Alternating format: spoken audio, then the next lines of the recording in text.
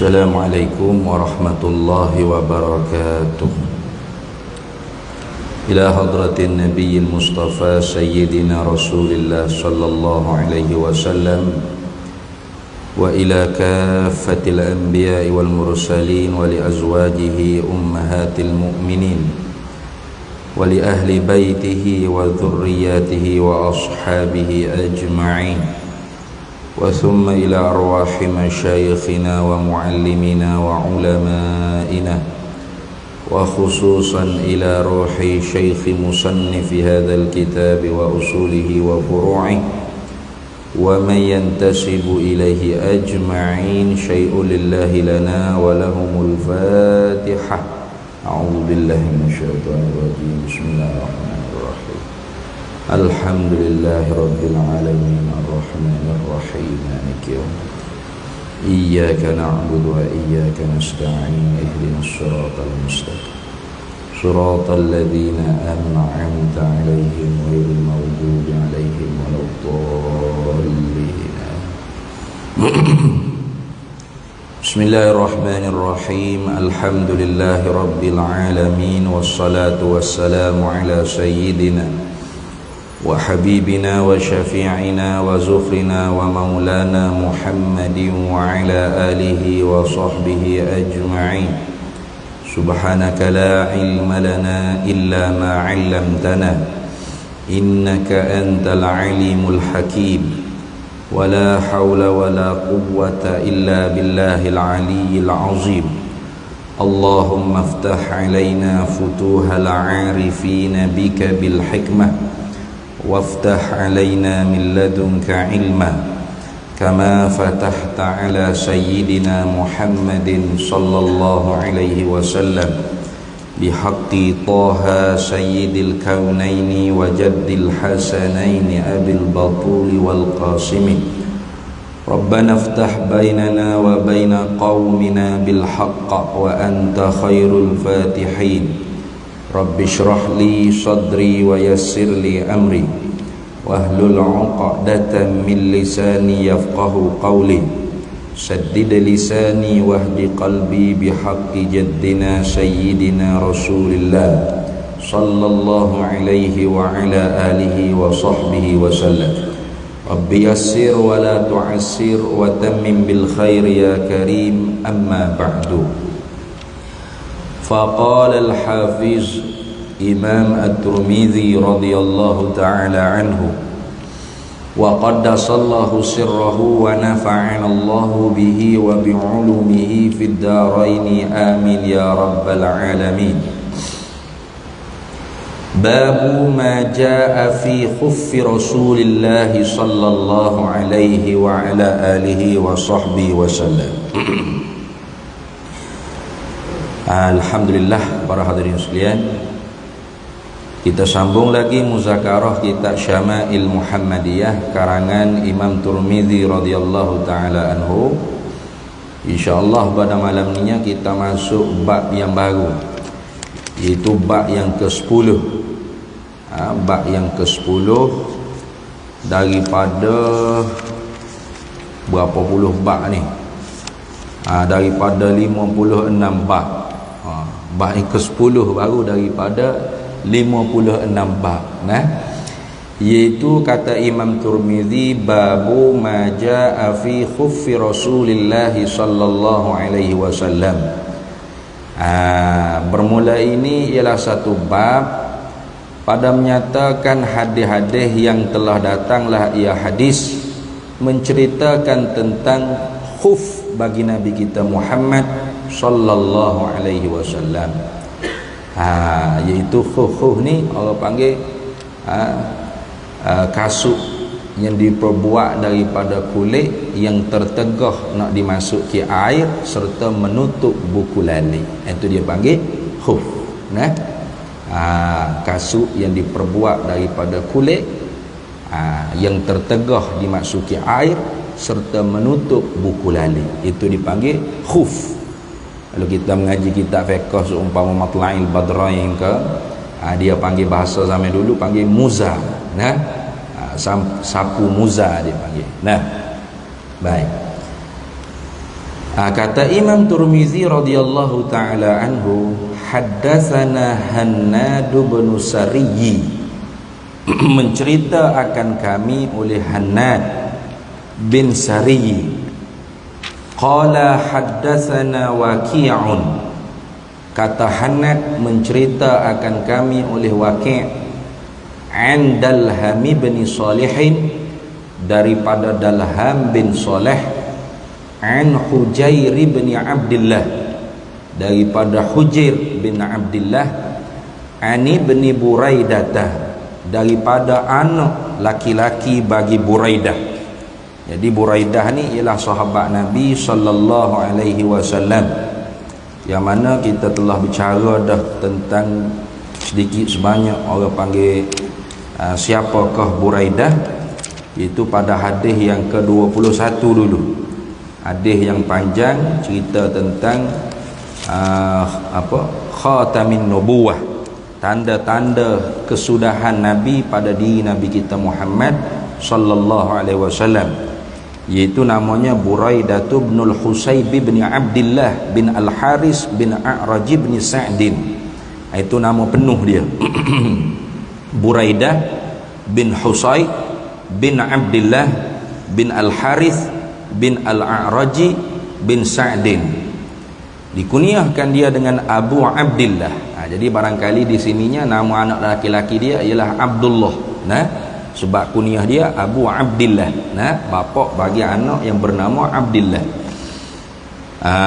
Kata setengahnya Abu Saha, dipanggil juga Abu Saha, barangkali ada anak dia nama Saha. Dipanggil juga Abu Sasan, dipanggil juga Abul Husay, banyak Al-Aslami, banyak kunyah dia ni, tapi hak masyhurnya ialah Abu Abdullah. Jadi Buraidah ni dia masuk Islam ketika tahun hijrah Nabi kita Muhammad sallallahu alaihi wasallam, dan pernah menyertai peperangan Khaybar dan Fathil Makkah, dan pernah memegang ketika mana Fathil Makkah tu Buraidah lah salah seorang yang memegang liwat, iaitu bendera Nabi kita Muhammad sallallahu alaihi wasallam. Itu sedikit sebanyak tentang Buraidah. Jadi ani bin Buraidah diriwayatkan daripada anak laki-laki Buraidah. Barangkali di sininya Abdullah bin Buraidah. An abihi, daripada bapaknya, iaitu Buraidah itu sendirilah radhiyallahu taala anhu. Apa kata Buraidah? Kata dianya, annan Najasyiyya ahda lin nabiyyi sallallahu alaihi wasallam khuffaini aswadaini sadhajaini falabisahuma thumma tawadda'a wa masaha alaihima.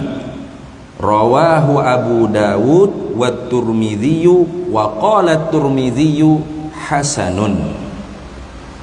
Kata Buraidah, kata dianya annan Najasyiyah, bahawa sesungguhnya bermula Raja Najasyi itu. An-Najasyi ni gelaran kepada orang yang jadi raja ni negeri Ethiopia.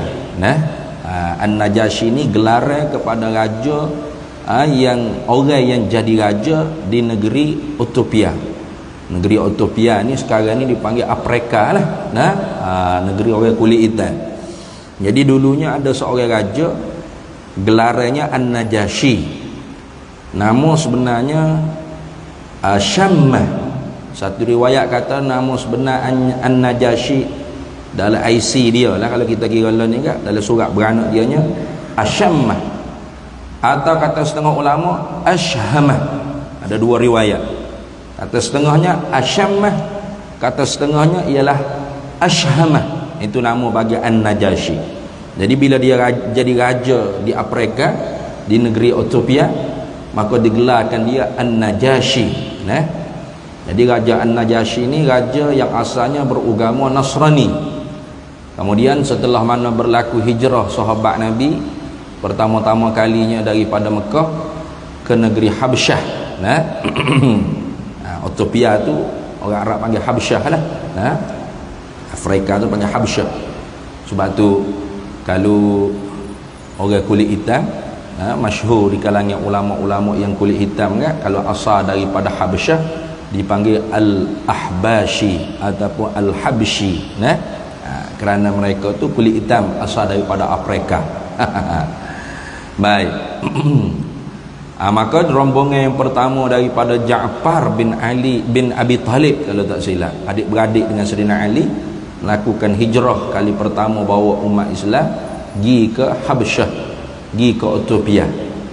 Maka minta pelindungan lah orang panggil, minta pelindungan daripada An-Najasyi. Maka ketika tunya kafir Quraisy ni hatta juga orang yang boleh masuk rapat dengan Raja Habsyah itu, kalau tak silapnya ketika tu namanya Al-Amru bin Al-As, sahabat Nabi juga, tapi ketika tu belum masuk Islam lagi.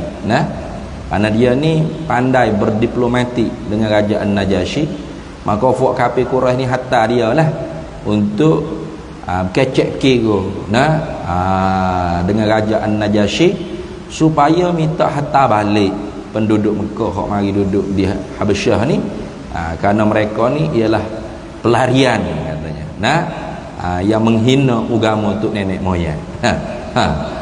Maka Raja An-Najasyi ni bukan jenis orang panggil mudah dibeli dengan kata-kata manis. Tu dengan hadiah berupa emas ke gapo, tak boleh nak beli kan. Dia nak dengar hujah dulu. Nak dengar hujah dulu. Betul ke tak dakwah kata bahawasanya orang-orang daripada Mekah yang mari masuk ke Habsyah ni ialah mereka yang menghina agama-agama tu nenek moyang mereka. Mereka yang murtad daripada agama tu nenek moyang mereka. Agama apa yang mereka masuk yang baru ni? Maka panjang ceritalah bila Ja'far bin Abi Talib bangun berhujah di hadapan Raja An-Najasyi, cerita begitu begini, hingga ditanyakan tentang bagaimana pendapat nabimu tentang Isa dan Maryam. Maka diceritakan, dibawa data ayat Quran dan sebagainya.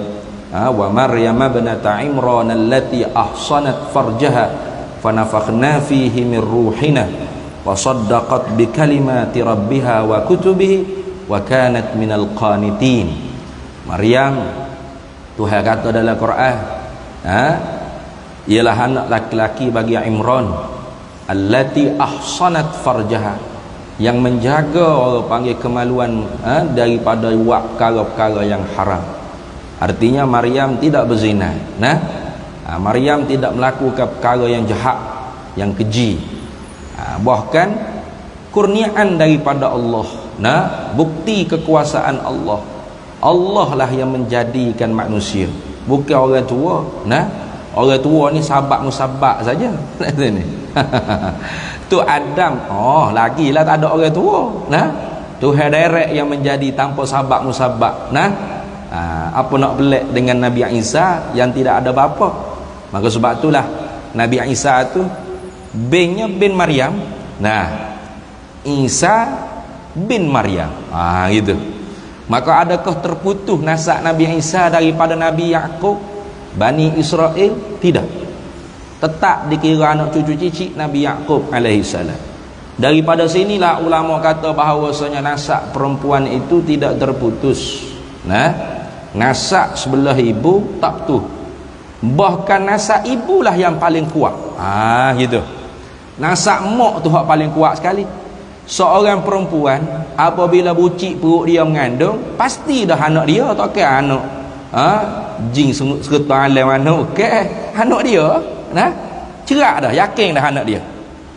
Tapi kalau anak bagi bapa, belum tentu mereka dengan salah satu daripada 3 jalan yang diiktiraf oleh syarak. Tengok.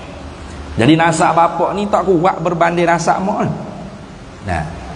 Kita boleh berbandingkan dengan bank bapa kita apabila kita keluar daripada perut ibu kita, yang mana mak pak kita melakukan jima dalam nikah yang sah. Keluar tu lebih daripada 6 bulan 2 lahzah, baru boleh bank dengan bank bapa kita. Tu nak ayatnya bank bapa. Wa illa kalau tidak, bank mak cerak-cerak yakin bank mak. Cuma orang tak letaklah bank mak pada tu ni. Tu Orang letak bin Abdullah. Nah, sebab apa? Sebab nak jagalah takut orang belak. Zaid bin Halimah. Hai, bin Halimah. Mana bapa awak? Bapa saya tak ada. Nah, bapa tak tahu duk mana nah. Bapa tidak sah. Jadi nak jaga tu, nak jaga tak suruh jadi malu nah. Maka diletakkan bin Abdullah. Nah, kalau kira hak sah, bin mak dia cerak-cerak yakin. Bin mak dia. Tu. Mereka dapat orang panggil salah satu daripada 3 jalan tadi. Mana? Iaitu dapat anak nikah yang sah, satu, boleh bin pak. Ataupun jima hamba milik dia yang tidak ada suami bagi dia, maka boleh bin pak. Nah, tak ada hamba. Kalau duduk kat rumah kita Indonesia bibi itu bukan hamba tu. Tu orang merdeka. Nah, jadi sebab tu sekarang ni kita ngaji bab hamba tu mengaji sajalah. Nak amal tak boleh. Nah, sebab tak ada sistem perhambaan, tak ada. Nah, nak praktik tak boleh, nak tatbik tak boleh. Ataupun wati syubhat yang ketiga, baru boleh bin ngabin bapa. Wati syubhat ni maknanya kesamaran. Dia tak tahu kata bahawasanya hak dia jimat ni bukan bini dia. Lagu mana tak tahu. Boleh jadi adik-beradik kembar. Bini dia ni ada beradik kembar dah. Ada adik-beradik kembar. Jadi balik lama ni 2 tahun tak balik raya ni. Nah. 2 tahun tak balik raya. Jadi bila balik itu, nah. Dia dengan birah dia tu, adik-beradik bini dia tu belaki juga. Jadi dengan dia tu jadi biras lah. Keluar pergi minum, ngopi mana-mana kedai kopi. Kalau lama nak tak ngopi, nah. Tahu-tahu di rumahnya bini dia dengan kakak ipar dia tukar bilik. Nah, taknya mesej kau masing-masing untuk lelaki. Nah, tu nak jadi gambar syubhat tu nah. Balik kena tukar ali 2 gelas ni kak. Tak ada apa lah. Nah, tu pakai selalu dah bergama. Sudah bergama buka-buka lapuk. Macam mana tahi lalakmu ilik kiri? Nah, ilik kanan dah. Sudah bertukar dah. Bertukar kasut orang panggil dia ni. Maka kalau lekat perut dengan sebab jimat tu boleh bin bapa. Sebab apa? Wati syubhat. Nah, dia panggil jimat tu jimat syubhat, kesamaran. Faham molek tu? Kesamaran sungguh. Nah, ni tak ada syubhat apa, tak ada biasa beli kasut, tak ada sahut kasut orang lain. Hak tu bukan syubhat tu. Hak tu memang nak curi dah. Nah, faham tu? Jadi kalau boleh anak daripada jimat tersebut, boleh bin bapa. Lain pada tu tidak berbingkan dengan bin bapa, melainkan bin tu bin mak. Itu dah. Jadi sebab tu tak putus nasab elok mak ni. Ni berlaku kepada fok-fok tok-tok Said lah. Kadang-kadangnya terlampau sangat. Siapa tak bagi anak dia kalau Syarifah tu nak menikah dengan tidak tok Said ni kak, balah gegak-gegak lah. Nak apa? Sebab dia kata putus nasab sikit lagi. Tak putus nasab. Jangan buat kasta lagu tu lah. Nah, jangan buat kasta lagu tu. Ada di Melaka dulu, masa hamba duk mengajar kitab Munyatul Musalli, masuk khutbah kitab duk bahas tentang selawat salam ke atas keluarga Nabi Muhammad sallallahu alaihi wasallam. Jadi kita bahas keluarga Nabi ni apa maksud keluarga Nabi? Ahlul bait, alil bait, itrah, zurriyah. Apa maksud dia? Bahas. Ada satu orang hamba Allah tu mari mengadah. Sudah semai syak mari mengadah menangis-nangis. Kata ustaz, ada dok rakame. Masa tu tak ada live, tak ada buat live. Ada dok rakame ustaz mengajar dia. Kata tak ada, tadi tak ada apa orang buat live. Pasal apa kita menangis ni? Kata saya ni ada masalah keluarga, dia kata. Yang nikah dengan Tok Syarifah. Nah. Jadi nikah dengan Tok Syarifah ni keluarga bini dia ni buat dia ni supaya bukan keluarga gitu. Jadi bukan supaya keluarga. Lagu mana bukan supaya keluarga? Kalau ada kenduri kendara kau gapo jaga sekali nyajepuk. Nah, jepuk pun akhir-akhir dah. Nah, hujung-hujung. Hak banyak tak jepuk pada jepuk kalau ada hari keluarga kau gapo. Kalau jepuk tu kita hadir pula dia kata macam tak layak.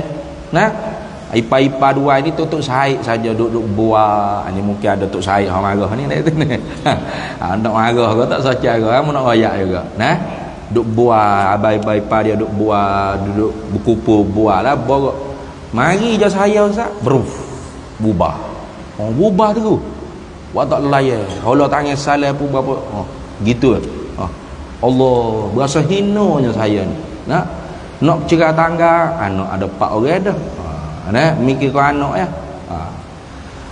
Saya nak benar video Ustaz tadi. Nak video dengar. Apa makna zuriat Nabi, ahlul bait, itrah. Nah.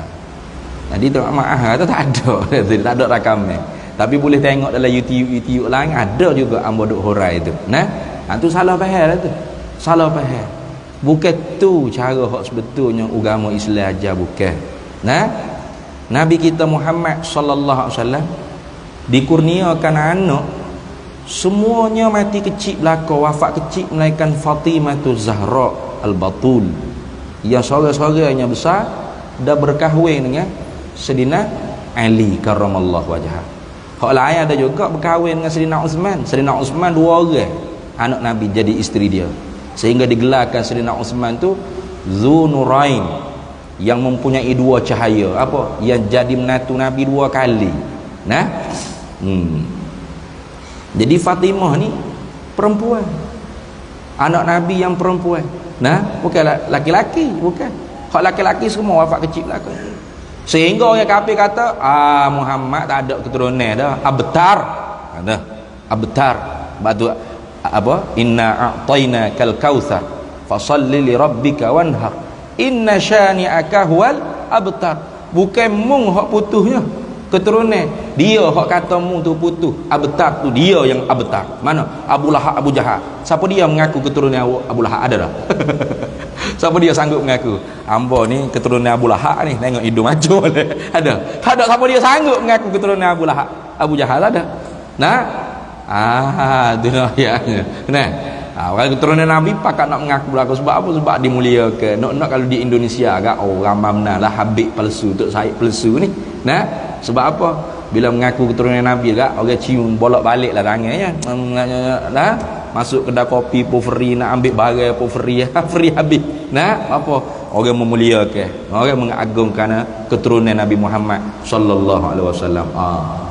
Tu hak palsu banyak juga. Nah, hak palsu banyak juga. Maka Nabi sallallahu alaihi wasallam dia kata apa? Semua nasab semua sambung lepak. Malaikat Hasan Husain fa ana abuhuma. Akulah bapa bagi keduanya. Apa nak cerita?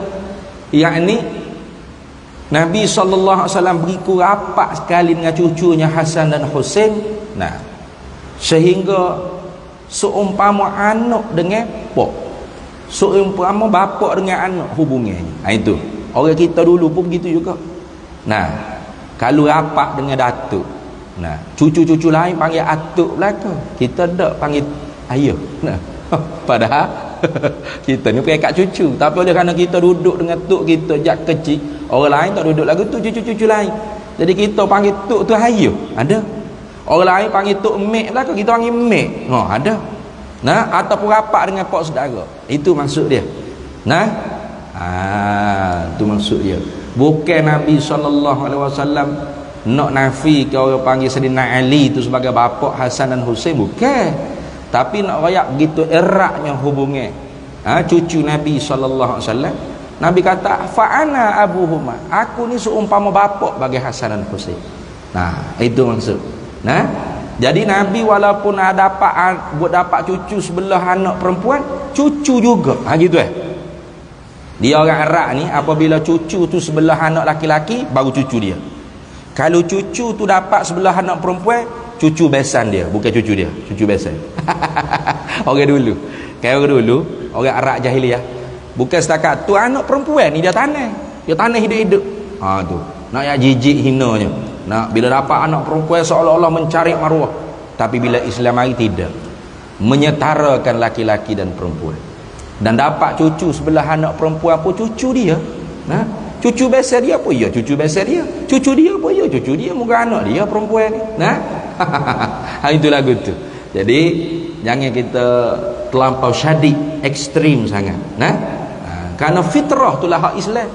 Fitrah itulah hak Islam. Hamba pernah berdebat dengan Tok Said hak jenis ekstrim ni. Sudah mulai ada sebelah hamba tu, sahabat hamba Tok Said juga. Kakak-kakak dia semua nikah bukan Said belaka. Syarifah kakak dia ni tidak nikah dengan Tok Said. Tapi dapat anak. Jadi hamba kata, anak-anak kakak awak tu bukan anak saudara awak lah. Anak haram ke lagu mana? Anak-anak saudara saya lah tu. Ni hak Islam. Hak ni hak Islam. Fitrah ni hak Islam. Itu. Jadi jangan duk kira jenis orang hak hulu melampau. Kena ajar ke dia. Agama ni tidak lagu tu. Inna akramakum indallahi atqakum. Itu. Habis. Apa anje tak siapa masuk lagi. Khuf Nabi kita Muhammad sallallahu alaihi wasallam. Baik.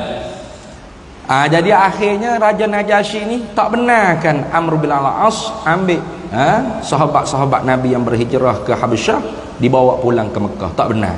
Dibenarkan duduk di Habasyah, diberi kebebasan untuk mengamalkan agama Islam. Itu. Dah. Kemudian tahun yang ke-6 Hijriah, An-Najasyi, Raja An-Najasyi atau Ashammah atau Ashhamah tadi ni masuk Islam dengan secara sirri, perlahan, mana sembunyi-sembunyi. Maknanya kerajaan ni tak tahu. Sehingganya apabila wafat Raja An-Najasyi, Nabi kita Muhammad sallallahu alaihi wasallam semaya mayat dengan semaya gaib. Tu. Aslaman Najasyi, masuk Islam oleh Raja An-Najasyi, wa akhbara ar-rasul bi yaumi mautihi wa shalla alaihi salatal ghaib, dan mengkhabar oleh Nabi kita Muhammad sallallahu alaihi wasallam dengan hari kematian Raja An-Najasyi. Bila Raja An-Najasyi wafat di Habsyah, maka Jibril mari ayat kepada Nabi kita Muhammad sallallahu alaihi wasallam, Raja An-Najasyi telah wafat. Maka Nabi pun sapa kepada sahabat-sahabat, bangun pakat semaya ghaib. Itu. Jadi Ashammah atau Ashhamah, Raja An-Najasyi, raja di Habsyah ni Islam dia. Tapi secara sirri.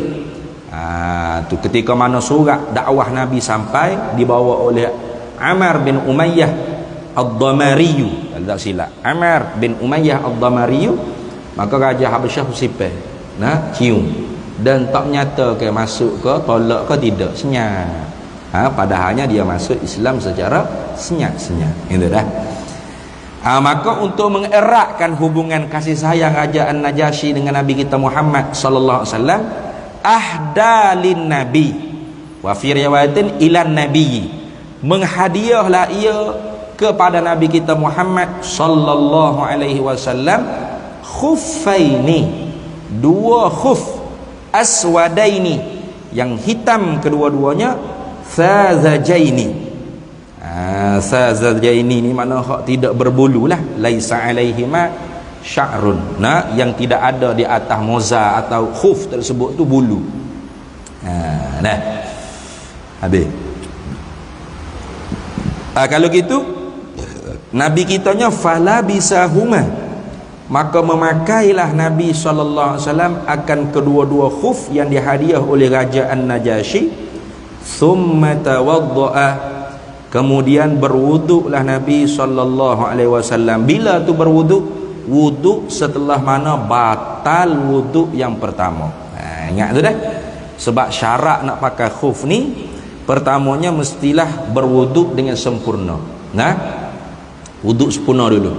Basuh muka, basuh tangan, tapas siku, sapu kepala, basuh kaki. Kemudian baru pakai khuf. Itu dah. Itu maksudnya. Bila orang panggil berlaku hadas, barulah dibenarkan sapu atas khuf. Itu maksud dia gitu. Bukan lepas berok tu kak ni. Terus pakai khuf, ambil air semaya, sapu selalu. Bukan kayak gitu. Karena syarat nak pakai khuf tu mestilah dipakaikan setelah mana berwuduk dengan sempurna. Karena sabit dalam hadis Nabi sallallahu alaihi wasallam, diriwayatkan oleh Mughirah bin Syu'bah radhiyallahu taala anhu, katanya kuntu ma'an Nabi sallallahu alaihi wasallam fi safarin, adalah aku bersama dengan Nabi sallallahu alaihi wasallam di dalam musafir. fa ahwaitu li anzi'a khuffaihi, maka ketika aku tunduk untuk menanggalkan dua khuf aku, faqala, maka sabda Nabi sallallahu alaihi wasallam, da'huma, jangan duk buatlah dua khuf tu, fa inni adkhaltuhuma tahirataini famasaha alaihima. Kerana apa? Karena sesungguhnya kita telah masukkan kaki kita ke dalam dua khuf tu dalam keadaan kita tu bersuci dah. Famasaha alaihima, maka ketika mana kita sudah batal wuduk, sapu saja di atas khuf, jangan duk buat, jangan duk cat. Itu jadi syarat yang pertamanya nak sapu khuf tu mestilah orang panggil kita pakaikan khuf tadi tu di atas tuhur, dia panggil sudah orang panggil ambil wuduk yang sempurna dah. Nah tu jadi bukan maksudnya Nabi pakai tu dalam keadaan berhadas summa tawaddaa kemudian berwuduk, bukan. Nabi berwuduk dah, selesai dah basuh kaki ke apa, baru Nabi pakai khuf. Summa tawaddaa kemudian Nabi berwuduk, yakni setelah mana batal wuduk yang pertama. Wa masaha alaihima, dan wuduk yang kedua ni pula Nabi sapu di atas kedua-dua khuf. Itu maksud dia. Jadi ni kena mengaji dalam kitab fiqh lah. Dia ada bahas khusus tentang bab khuf. Bagi orang yang bermukim sehari semalam. Bagi orang yang bermusafir 3 hari 3 malam. Ini sabit dalam hadis yang diriwayat oleh Sayyidina Ali bin Abi Talib radhiyallahu taala anhu wa karramallahu wajhahu, ja'alan nabiyyu sallallahu alaihi wasallam salasata ayyamin wa layaliyahunna limusafirin wa yawman wa lailatan lil muqimi. Yakni fil mashi 'alal khuffaini, akhrajahu Muslimun. Kata Sayyidina Ali nya, Rasulullah telah menjadikan akan 3 hari 3 malam mana tempoh boleh pakai khuf. Bagi siapa? Bagi orang yang bermusafir. Jadi nak kira tu, nak kira minit bila tu, kira ketika mana mula berhadas bila. Itu dah. Tu nak kira. Tu bila berlaku hadas. Jadi ini jumhur ulama tempoh orang panggil masa tu tersebut dimula bila? Bila berlaku hadas selepas mana pakai khuf. Jadi bukan mula kira pakai tu bila, bukan. Berhadasnya pukul berapa? Start situ.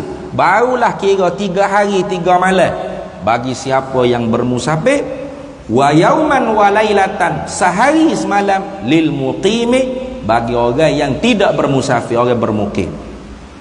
Jadi bukan kira pakai pukul berapa, habis pukul berapa, cukup 24 jam, bukan.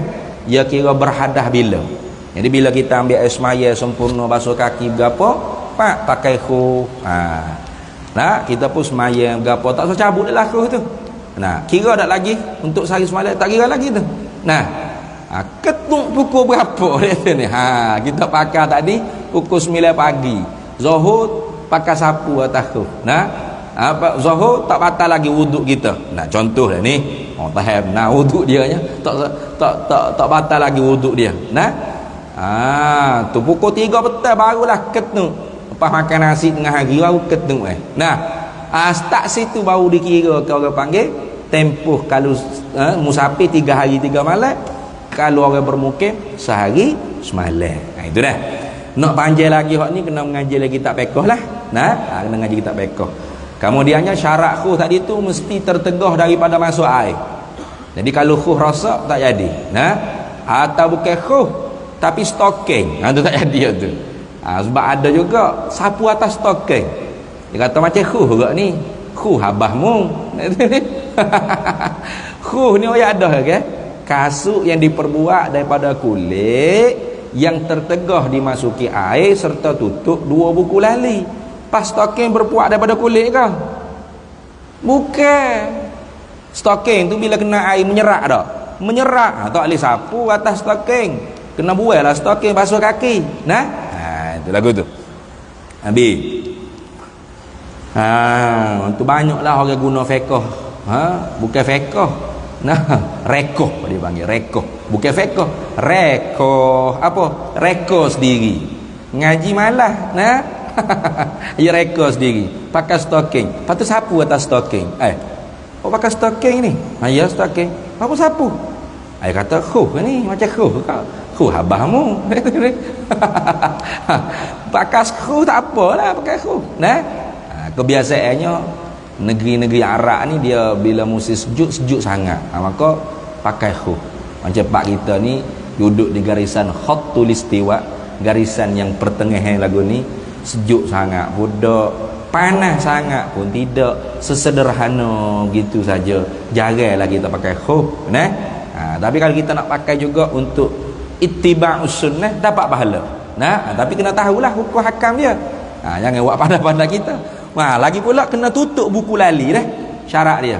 Jadi kalau kasut kulit dah tapi buku lali sembuh tubik, tak jadi ni. Dia tak kira tu. Nah, tak sah untuk sapu di atas kasut kulit yang tidak menutup buku lali. Nah, lagi pula tidak tertegah masuk air. Ingat tu.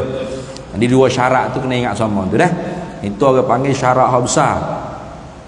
Pada jawazul mashi 'alal khuffaini, mengharuskan menyapu di atas khuf. Habis situ. Baik. Jadi ni masalah wuduk dah. Sapu khuf ni masalah wuduk. Nah. Tu bukan masalah mandi wajib. Mandi wajib tak boleh lah. Kena buai, kena mandi lama. Mandi wajib pun dia sapu juga. Taklah. Ni masalah wuduk ya. Jarir bin Abdullah Al-Bajli kata ra'aitun Nabiyya sallallahu alaihi wasallam bala.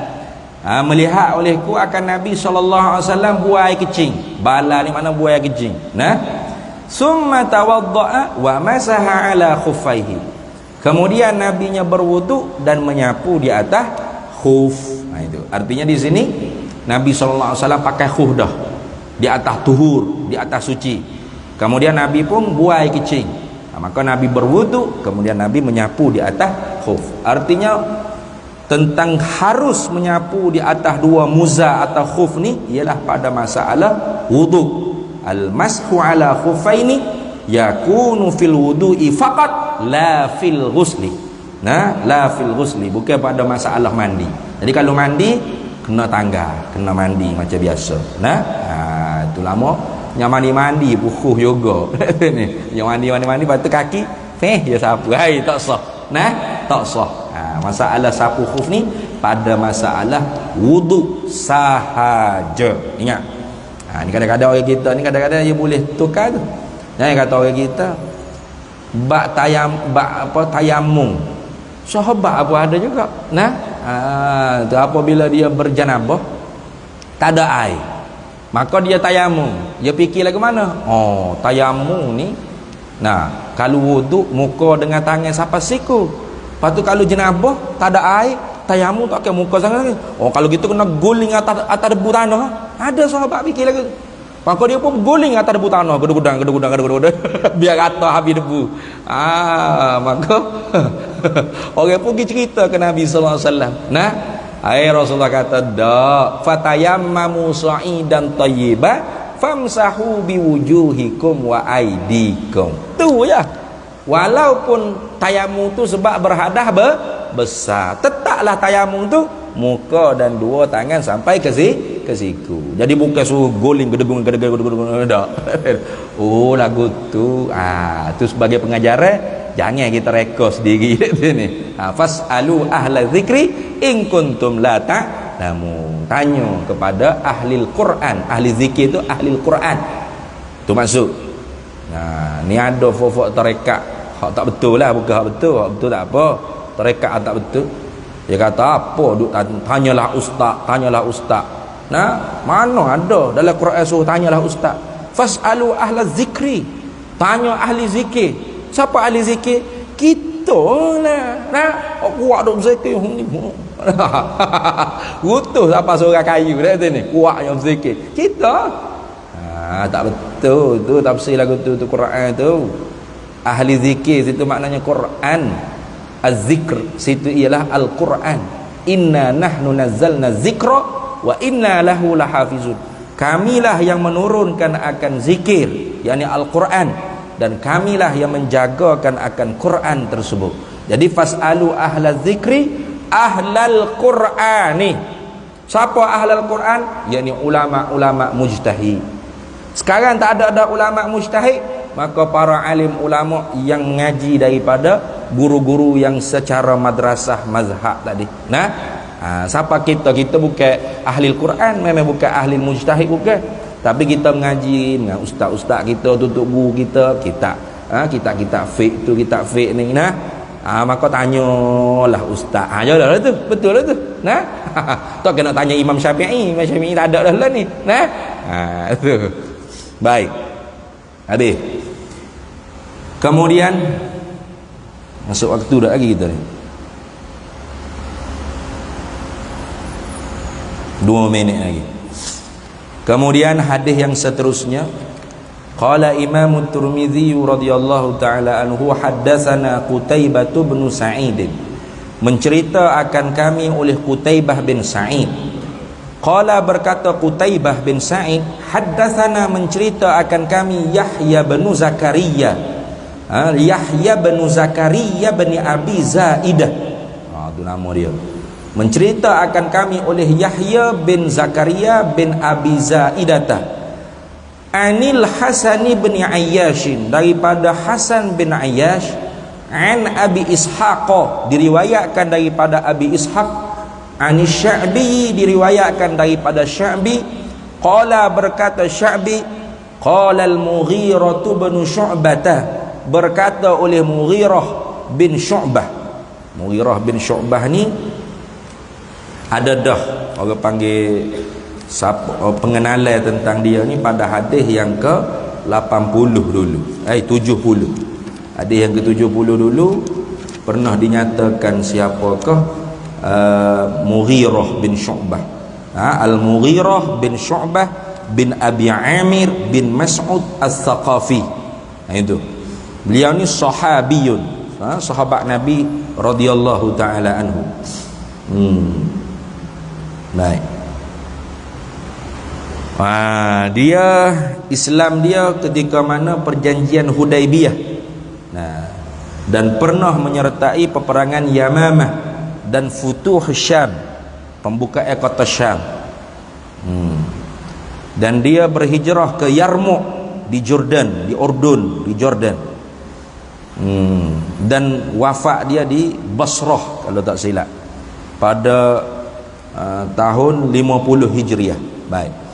Itu siapa tadi? Mughirah bin Syu'bah. Apa kata Mughirah bin Syu'bah? Ahda dihyatu lin Nabi sallallahu alaihi wasallam khuffaini falabisahuma wa qala Israilu an Jabirin an Amirin wa jubbatan falabisahuma hatta takharraqa la yadrin nabiyyu sallallahu alaihi wasallam azkanhuma amla. Tengok ini besar ni hadis ni untuk orang-orang yang nak terlalu warok sangat. Qala Abu Isa wa Abu Ishaq, hadha huwa Abu Ishaq Asy-Syaibani wasmuhu Sulaimanu, rawahu Tirmidzi wa qala Tirmidzi hasanun gharibun. Hadzal hadis hasanun gharibun. Masuk waktu dah, kita berhenti sekejap untuk laluan kepada azan.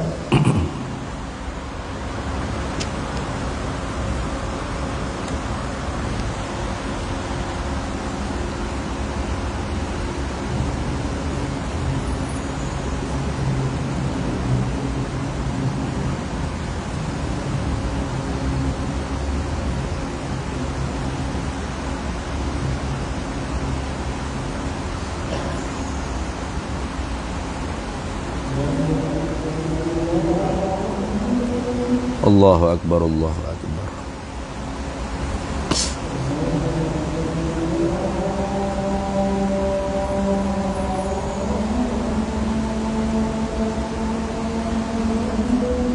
Allahu Akbar, Allahu Akbar.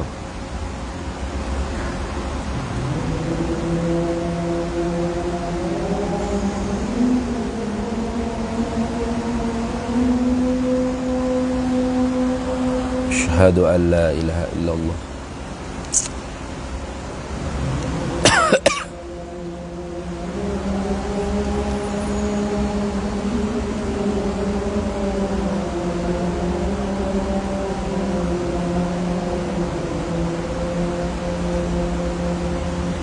Asyhadu an la ilaha illallah.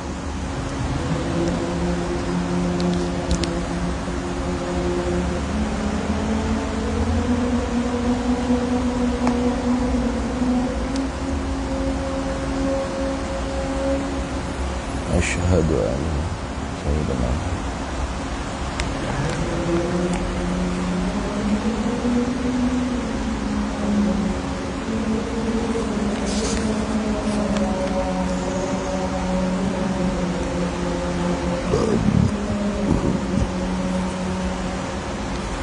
Asyhadu anna sayyidina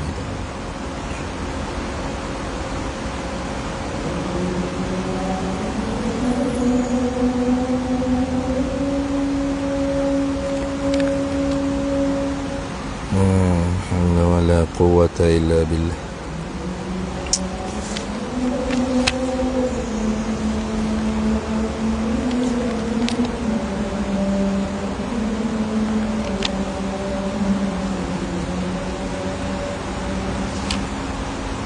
La hawla wa la quwwata illa billah.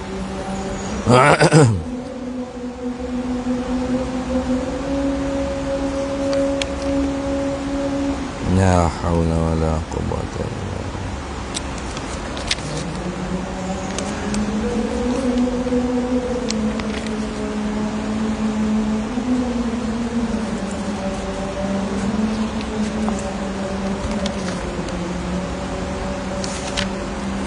La hawla wa la quwwata illa billah.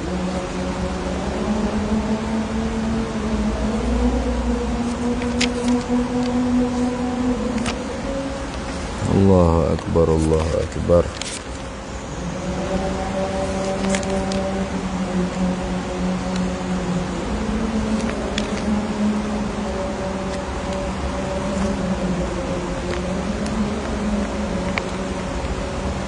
La ilaha illallah sayyiduna Muhammad Rasulullah sallallahu alaihi wasallam. Allahumma rabb hadhihi ad-da'wati at-tammah was-salati al-qa'imah ati sayyidana maulana Muhammadan al-wasilata wal-fadilah والشرف والدرجة العالية الرفيعة وبعثه مقاما محمودا الذي وعدته إنك لا تخلف الميعاد. Baik, sambung sikit lagi kerana tajuk bab ni ada dua hadis saja. Kemudian insya-Allah kita masuk bab baru pula lepas ni, bab yang ke-11 pula. Katanya Al-Mughirah bin Syu'bah, ahda dihyatu lin-nabi sallallahu alaihi wasallam khuffaini. Menghadiahlah oleh Dihyah. Dihyah ni seorang sahabat Nabi sallallahu alaihi wasallam. Nama dianya Dihyatul Kalbi. Dihyatu al-Kalbiyu. Nah, sahabiyun. Dia ni sahabat Nabi sallallahu alaihi wasallam. Kana Jibril ya'ti fi suratihi. Nah, adalah Nabi Jibril alaihi salam bila dia nak berjumpa dengan Nabi sallallahu alaihi wasallam. Jibril alaihi salam bila dia nak jumpa dengan Nabi kita Muhammad sallallahu alaihi wasallam dengan rupa manusia, maka Jibril akan berupa dengan rupa Dihyah al-Kalbi. Itu. Dah. Kerana rupa Jibril ni besar dah. Sayap saja. Berapa ratus ribu sayap dah. Beribu sayap. Jadi kadang-kadangnya Jibril ni bila nak jumpa dengan Nabi atas rupa manusia, maka Jibril akan berupa dengan rupa sahabat Nabi yang nama Dihyah al-Kalbi. Itu. Kana Jibrilu ya'ti fi surati. Adalah Jibril ni mendatangi Nabi pada rupa Dihyah al-Kalbi. Dan Dihyah al-Kalbi ni min ahli bai'atir ridwan. Beliau ni sahabat yang termasuk di kalangan ahli bai'atir ridwan. Itu. Jadi Dihyah al-Kalbi menghadiahkan kepada Nabi kita Muhammad sallallahu alaihi wasallam khuffaini, dua khuf. Falabisahuma, maka memakailah oleh Nabi sallallahu alaihi wasallam akan kedua-duanya, yakni akan kedua khuf tersebut. Kemudian berhenti situ, waqala Israilu, dan telah berkata oleh Israil, an Jabirin, diriwayat daripada Jabir, an Amirin, daripada Amir. Riwayat yang lain pula ni bukan hanya khuf sahaja yang dihadiahkan oleh Dihyah kepada Nabi sallallahu alaihi wasallam, wajubbatan, artinya Dihyah ni menghadiahkan kepada Nabi 2 khuf dan 1 jubah. Itu maksud. Falabisahuma, maka memakailah Nabi sallallahu alaihi wasallam akan kedua-duanya, yakni apa? Akan khuf dan jubah tadi. Tu. Akan khuf dan jubah. Kerana apa? Kerana al-kharqu fil hadis kana lil khuffaini wal jubbati wa laysa li ahadihima faqat. Itu. Jadi hatta ni ghayah. Nabi pakai tadi tu hingga mana? Hatta takharraqa, hingga cariklah kedua-duanya apa? Kedua khuf dan kedua jubah. Tu. Jadi falabisahuma ni nak ceritanya Nabi pakai jubah dan 2 khuf tadi. Sebab apa? Hatta takharraqa, sehingga carik kedua-dua ni. Al-kharqu fil hadis kana lil khuffaini wal jubbati. Carik yang disebut dalam hadis ni adalah ia bagi khuf dan jubah, dua-dua sekali. Walaisa li ahadihima faqat, bukan kepada salah satu daripada jubah ataupun khuf, bukan. Kedua-dua. Gitu maksud dah. Jadi di sininya dapat kita faham isti'malus siyaq ni dituntutkan, isti'malus siyaq dituntutkan kita pakai baju hak kita guna ni hatta tatakharraqa, sehingga cari. Tapi kita tak buat lah kerja gini ni, mereka orang benar-benar tak ada duit lah, sebab zaman Nabi ni zaman orang susah nak dapat kain baju, sebab tu biasa kalau kita baca hadis dalam kitab Riyadhus Salihin, sahabat-sahabat ni kadang-kadang bergilir pakai untuk tutup aurat, untuk semaya. Untuk semaya saja ni tak bisa tutup aurat, hanya boleh tutup sikit-sikit itu saja. Jadi bergilir kadang-kadang. Temu ni semaya dulu, sudah semaya, mari kain besar sikit untuk tutup aurat.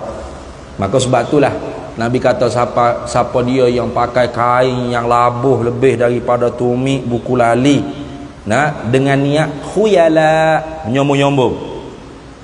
Khuyala mana menyombong-nyombong. Maka orang ni mengaku. Sebab apa? Sebab orang dulu nak menunjuk kata dia kaya, kain baju dia tu labuh. Saya tengok ke cerita orang putih ke? Cerita lama orang putih. Sampai raja-raja Rom ke apa dah. Jadi raja dia tu kalau nak masuk istana kat, dia jalan menggok dada lagu ni. Lepas tu kain baju dia ni ni apa dayang-dayang hok tolong pegang, takut terheret habis tai ayam tai kucing sekali ngah. Hanya pegang ramai-ramai. Dia berjalan melenggok. Tu menyombong gitu. Tu sebab apa? Sebab zaman tu susah nak dapat kain baju.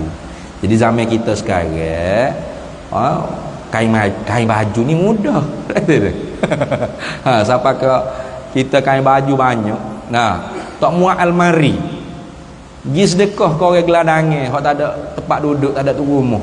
Orang geladangnya pun kata, kami banyak dah kain baju, dah lah almari tak ada kami ni. Tak bagi kau lain. Siapa tak tu? Nak kain baju ni mudah kita zaman ni. Itu. Jadi Nabi SAW nya antara sunnah dia nya pakai kain baju tu siapa? Rosak. Baru tukar. Itu. Hatta takharraqa, sehingga cari, sehingga rosak. Jadi dituntut juga tu. Yang ni tuntut sunat lah. Isti'malus siyaq hatta tatakharraqa ni ialah tuntutan sunat. Mana kalau kita nak beramal dengan cara Nabi, walau duit kita banyak, kita pakai baju tu siapa? Koyok dah. Barulah kita beli hak baru. Dapat pahala sunat. Ni dapat pahala sunat. Jangan pula koyok pun pakai lagi hak tu. Baru ada koyok atas belakang, pakai lagi duk ikut kedai kopi noyak Zuhur. Tu ke Zuhur kedekuk dia panggil. Nak beli baju hak molek pun tak boleh. Maknanya apa? hatta tatakharraqa, sehingga carik ini artinya apa? Yakni bila cari tak pakai lah atau dijahit balik. Nah, pakai. Jangan kita pakai hok cari-cari lagi tu. Nah, itu. Kemudian katanya apa nama tadi? Al-Mughirah bin Syu'bah, la yadri Nabi sallallahu alaihi wasallam, tidak mengetahuilah oleh Nabi sallallahu alaihi wasallam azkan huma amla. Azkan ni maknanya kulit binatang yang dijadikan sebagai khuf tadi tu. Kayak kita sebut dah, khuf ni ialah kasut yang diperbuat daripada kulit. Kulit apa? Kulit binatang, kulit binatang. Nah, kulit binatang yang dijadikan sebagai khuf tadi tu Nabi tak tahu azkan huma amla. Azkan ni maknanya mazbuhatan zabhan syar'iyatan walaysat mayyitah. Nah, itu maksud. Nah, azkan maknanya apa? Mazbuhatan zabhan syar'iyyah. Nabi tak tahu adakah binatang hak dijadikan kulit dia sebagai khuf ni ialah binatang yang disembelih sebagai sembelih yang menepati syariat, bukanlah dia tu bangkai ataupun tidak. Nabi tak tahu. Bapa nak cerita lagu ni ni? Yani al-aslu fil asya' al-majhulatut taharah. Nah, asal bagi sesuatu perkara tu tidak diketahui kan orang panggil kesucian dia. Nah, maka adakah di sana wajib kita kena tanya orang yang bagi hadiah kita, kasut kulit awak bagi hadiah saya hari jadi ni kulit halal ke haram ni? Ni. Tanya lagu tu. Tak. Tu tak disuruh kita tanya. Bahkan Nabi sallallahu alaihi wasallam ballabisahuma duna an yas'ala. Bahkan Nabi pakai kedua-dua khuf tu tanpa tanya pun. Dehya, khuf kulit ni menata hak sembelih ikut syarak ke ataupun bangkai mana-mana mu ambil ni? Tak tanya lagu tu. Nabi pakai saja. Itu dah. Jadi hikmahnya daripada sini kita faham apabila orang bagi hadiah ke kita, tak wajib usul. Tak suruh usul banyak lah. Nah, nak ayak waroknya dia tanya sosok. Nah, kulit ni, apa nama ni? Samuk kodok lagi. Nah, samuk ni, inilah apa? Guna seumpama tahik burung merpati ke, itu samuk dia panggil. Nah, itu samuk. Kalau hak basuh 7 kali salah satu air tanah tu panggil sertu. Fak kita ni tukar semua. Nah, samuk ni kulit binatang. Nah, kita nak guna buat jaket ke, buat baju ke, buat pakaian, samuk. Samuk apa? Dengan sesuatu yang boleh mengikihkan lendir-lendir darah-darah dia. Seumpama tahik burung merpati. Tahik burung tu najis. Tapi tahik burung merpati ni walaupun dia najis, tapi dia ada sifat mengikih. Dia boleh kikih. Orang panggil apa? Lendir-lendir darah-darah yang melekat pada bulu. Tapi kena basuh lah lepas tu. Tu orang panggil proses samuk. Nampak kan? Ada pun hak basuh.